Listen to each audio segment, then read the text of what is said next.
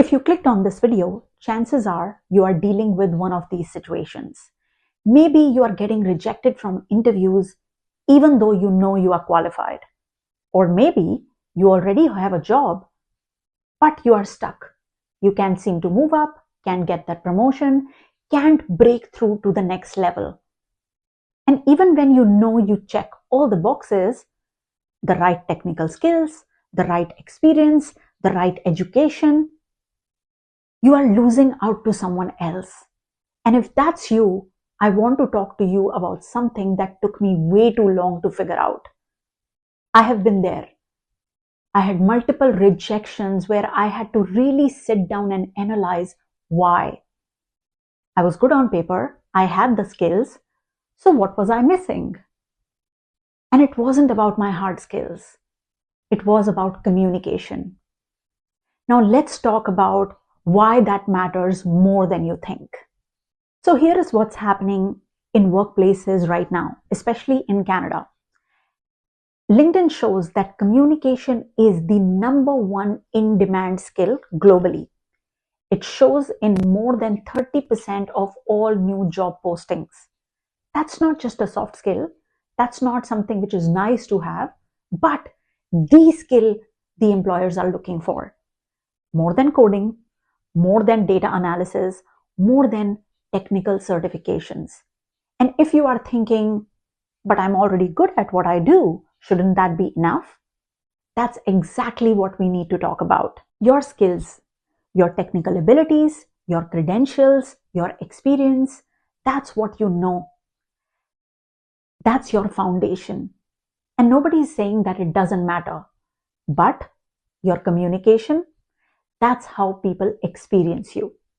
That's how they decide whether to trust you, whether to promote you, whether to invest in your ideas.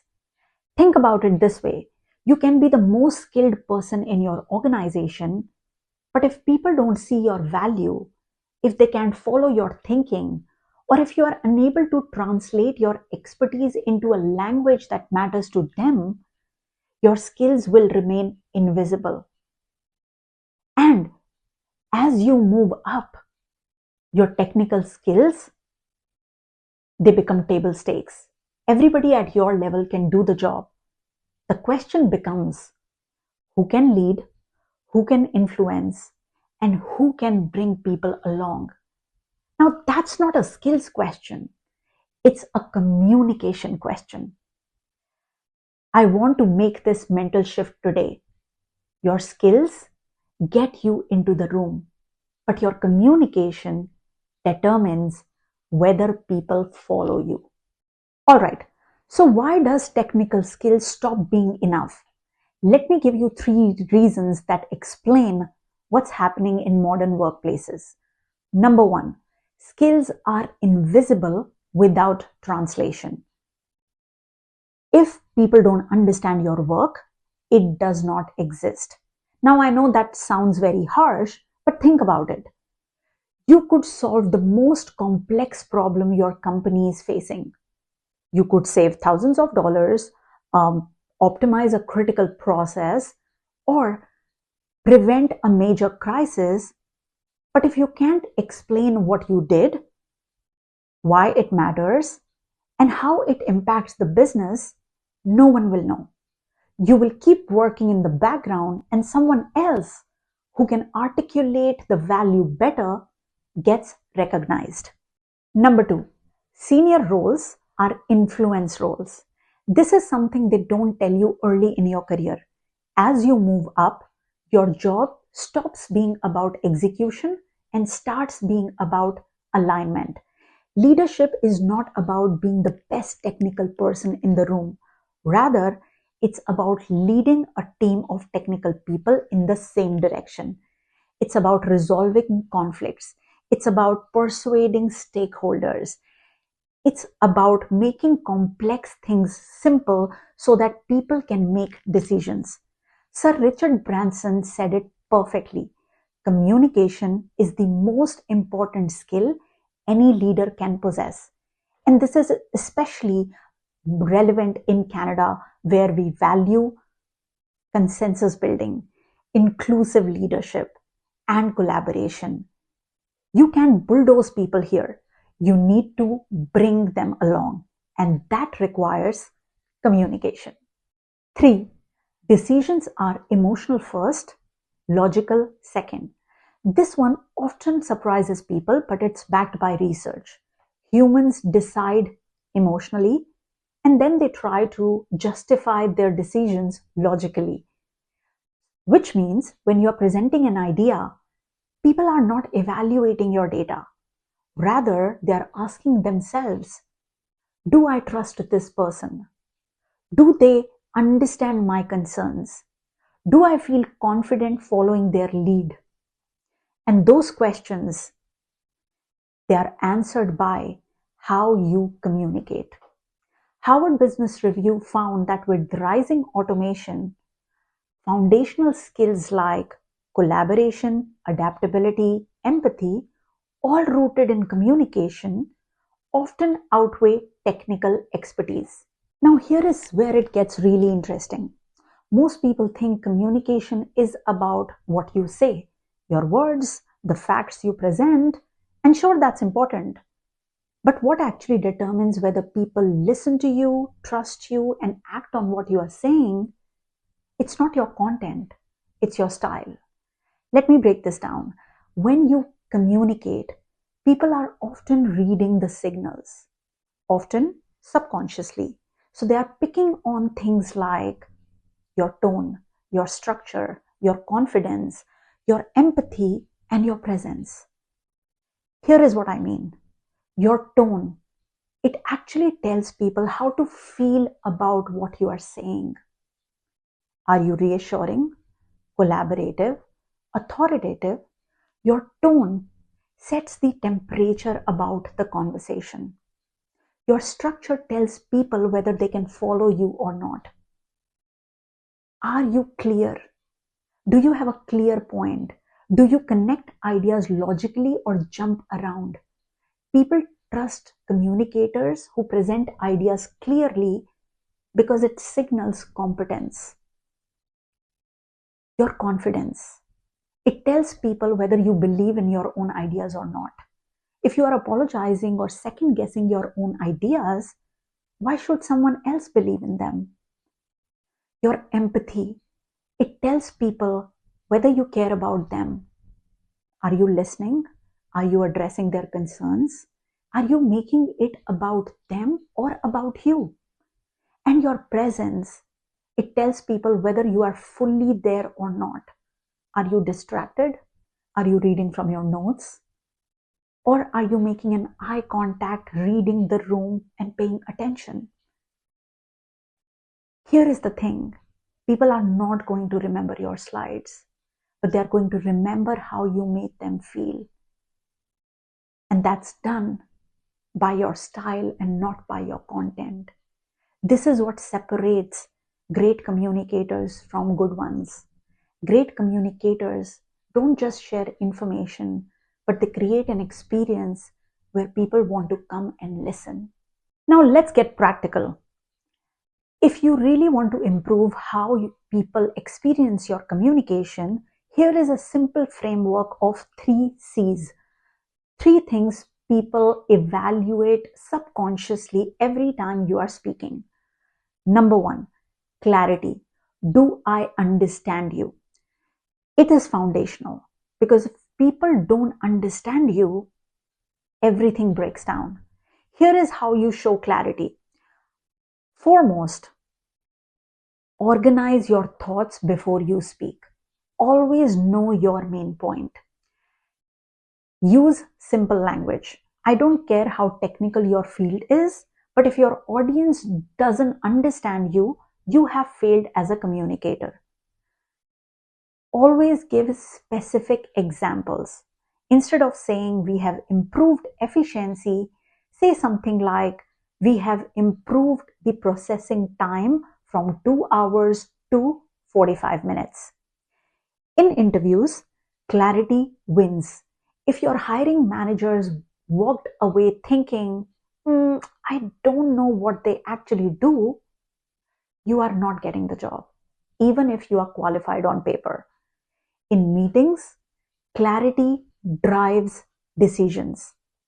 The person who can distill the complexity in the most simplest manner that everybody can understand is the person people are going to trust to lead. Number two, confidence. Do you believe in yourself? People often take their cues from you. If you sound uncertain, they will be uncertain. If you sound confident, they will be confident. Here is how you signal confidence. Use positive body language, steady eye contact, natural gestures, open posture. Speak at a steady pace. Uh, when you are rushed, you sound nervous, but when you take pauses, you sound thoughtful. And own your expertise. Instead of saying, I think this might work, say something like, based on my experience, this will work because. Number three, care. Do you understand me? This is the most underrated skill, and it's the one that builds long term trust. This is how you signal care. Listen actively before responding. Don't just wait for your turn to talk. Actually hear what the other person is trying to say. Acknowledge their concerns. Even if you don't agree with it, just show that you understand where they are coming from. And tailor your message to your audience. Talk to your executives about business impact. Talk to your engineering team about technical trade-offs. And talk to your team about how things impact their day-to-day work.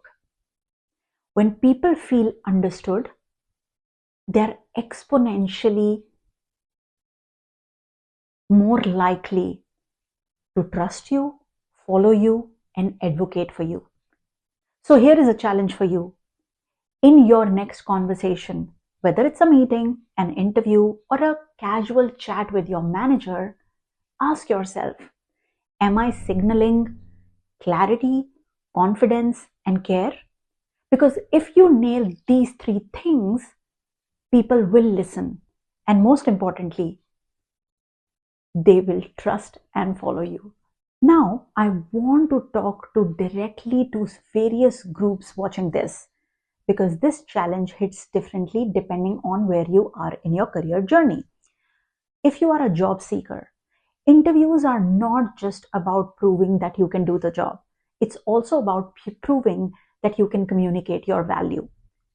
There can be two candidates who have the exact same resume or experience, but the one who can articulate his value, answer questions confidently, and make the interviewer feel understood will get the job. Practice answering or talking about your experience in stories and not bullet points. Keep your answers very specific, structured, and tied to outcomes. If you are an immigrant or an international professional new to Canada, this gap might be hitting you hard. You are skilled, maybe overqualified, but your communication skills have not translated yet. People coming from cultures where humility is valued, where you wait to be recognized, where self promotion feels uncomfortable, and then you enter a Canadian workplace where you are expected to advocate for yourself, speak in meetings, and make your contributions visible. I want to let you know that there is no flaw in you. It's just a cultural adjustment. And the good news is, communication is a learnable skill. You don't need to become a different person. You just need to be intentional about how you share your expertise. Stop over explaining your experience. Learn and practice how to speak in meetings. Find mentors who can help you understand how your communication lands in this context. And if you are a high skill and low visibility professional, if you are the person doing all the incredible work behind the scene and nobody knows about it, Maybe you are solving complex problems, helping prevent disaster, but nobody knows about it. And there is somebody else who's taking all the credit because they are good at talking about it. This is not about self promotion. This is about learning how to translate your technical knowledge into business language. It's about talking to your manager about the wins, not just the problems. It's about when you have an insight, sharing it with people, not assuming that everybody will notice on their own. Your skill needs to be visible, and communication is the only way to make it happen. So, here is what I want you to walk away with today. Skills are what you know. Communication is how the world decide what you are worth. Now, I know this might sound very frustrating and unfair, but it's incredibly empowering because unlike your experience or credentials, communication is something you can improve upon starting right now. You don't need to go back to school. You don't need to have years of experience. All you need to do is be intentional about how you show up when you speak. Here is what I want you to do now. Just think about the last time you had a meeting, a conversation, a presentation where your idea did not land, where uh, it didn't move people, they didn't act on it, or they just moved on. Ask yourself, was it the idea or the delivery? Because 9 times out of 10, it's the delivery. And the good news is that you can change that. Now, if this resonated with you, give it a thumbs up and share it with somebody who might need it. Thanks for watching, and I'll see you in the next one. Bye.